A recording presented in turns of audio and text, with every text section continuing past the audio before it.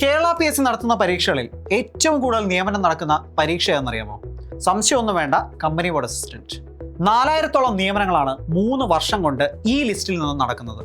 Degree ലെവലുള്ള ഒരു സർക്കാർ ജോലി ആഗ്രഹിക്കുന്നവരാണ് നിങ്ങളെങ്കിൽ നിങ്ങൾക്കൊരു ബെസ്റ്റ് ഓപ്ഷൻ ആയിരിക്കും company board assistant. Company board assistant ജോലിയെക്കുറിച്ച് നിങ്ങൾക്ക് ഒരുപാട് സംശയങ്ങളുണ്ടാകും. കമ്പനി ബോർഡ് അസിസ്റ്റന്റ് എവിടെയായിരിക്കും ജോലി, എന്തായിരിക്കും ജോലി, എത്ര രൂപ ശമ്പളം കിട്ടും, ഈ ലിസ്റ്റിൽ വന്നാൽ എന്ന് ജോലി കിട്ടും, അങ്ങനെ നിരവധി സംശയങ്ങൾ നിങ്ങൾക്കുണ്ടായിരിക്കും. നമ്മുടെ ഇന്നത്തെ ഈ ഒരു വീഡിയോ കമ്പനി ബോർഡ് അസിസ്റ്റന്റിനെ കുറിച്ചുള്ള A to Z കാര്യങ്ങളാണ് സംസാരിക്കുന്നത്. ഈ വീഡിയോ കണ്ടു കഴിയുമ്പോൾ നിങ്ങളുടെ എല്ലാ സംശയങ്ങളും തീരുമെന്ന് ഉറപ്പാണ്. കമ്പനി ബോർഡ് അസിസ്റ്റന്റിന്റെ യോഗ്യത എന്താണെന്ന് നമുക്ക് നോക്കാം.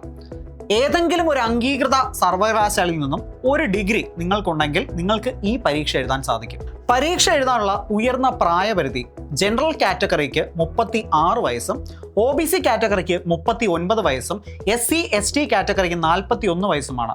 ഇതെല്ലാം തന്നെ മറ്റു പരീക്ഷകളെ പോലെ തന്നെയാണ്, വലിയ മാറ്റങ്ങളൊന്നും തന്നെയില്ല. ഇനിയുള്ള സംശയം എന്ന് നോട്ടിഫിക്കേഷൻ വരുമെന്നുള്ളതാണ്.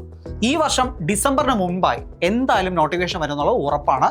2026 ഏപ്രിൽ അല്ലെങ്കിൽ മെയ് മാസത്തിലായിരിക്കും പ്രിലിംസ് എക്സാം. 2026 സെപ്റ്റംബർ അല്ലെങ്കിൽ ഒക്ടോബർ മാസത്തിൽ നമുക്ക് ഇതിന്റെ മെയിൻസ് എക്സാമും പ്രതീക്ഷിക്കാം. 2027 മാർച്ച് മാസത്തിലായിരിക്കും റാങ്ക് ലിസ്റ്റ് പ്രഖ്യാപിക്കുക. 2030 മാർച്ച് വരെ ആയിരിക്കും ഈ റാങ്ക് ലിസ്റ്റിന്റെ കാലാവധി.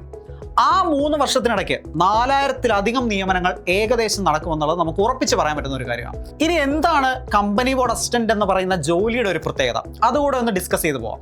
കേരള സർക്കാരിന് കീഴിലുള്ള പൊതുമേഖലാ സ്ഥാപനങ്ങളിലേക്ക് junior assistant, clerk, cashier, time keeper grade പോസ്റ്റുകളിലായിരിക്കും നിങ്ങൾക്ക് നിയമനം ലഭിക്കുക.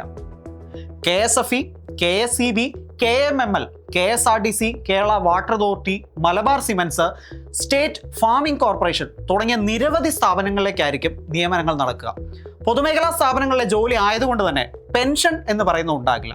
പകരം PF പെൻഷൻ മാത്രമായിരിക്കും നിങ്ങൾക്ക് ലഭിക്കുക. അതുകൊണ്ട് തന്നെ മറ്റൊരു ഗുണം എന്താണെന്ന് വെച്ച് കഴിഞ്ഞാൽ സാലറി വളരെ കൂടുതലായിരിക്കും. പ്രത്യേകിച്ച് ലാഭത്തിലുള്ള ഒരു പൊതുമേഖലാ സ്ഥാപനത്തിലാണ് നിങ്ങളുടെ ജോലിയെങ്കിൽ തുടക്കത്തിൽ തന്നെ നിങ്ങൾക്ക് 500,000-ന് മുകളിൽ സാലറി ലഭിക്കും.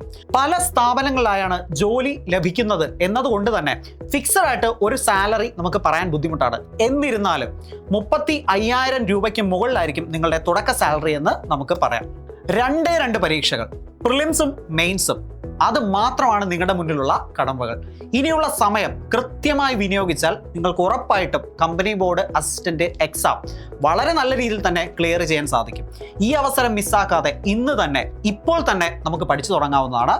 കമ്പനി ബോർഡ് അസിസ്റ്റന്റിനെ കുറിച്ചുള്ള എന്ത് സംശയങ്ങളും, നിങ്ങൾക്കുള്ള ഏത് സംശയങ്ങളും ക്ലിയർ ചെയ്യാൻ ഞങ്ങൾ ഇവിടെ ഉണ്ട്.